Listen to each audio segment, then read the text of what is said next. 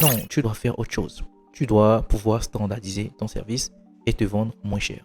Alors, je sais que ça ne va pas plaire à tout le monde. Il est en train de conseiller aux freelances de dévaluer leur valeur, de ne pas vendre cher, de détruire les métiers. Je ne suis pas dans les émotions, je suis dans le business. Une des choses qui a fait qu'aujourd'hui, j'ai fait tellement d'argent, je fais plus de 150 millions en tant que freelance, c'est tout simplement parce que j'ai commencé à vendre des services d'illustration à 5 euros.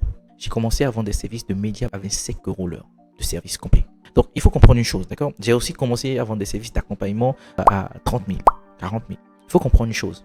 Vendre à petit prix n'est pas une manière de dévaluer ce que tu es en train de faire.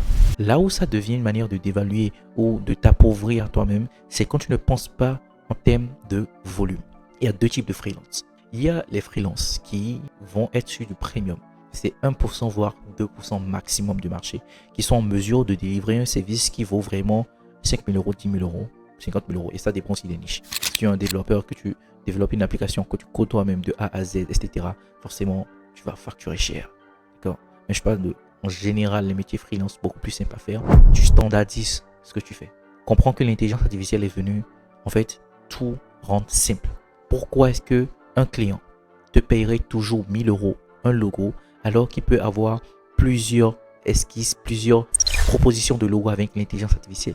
Non, ça n'a aucun sens.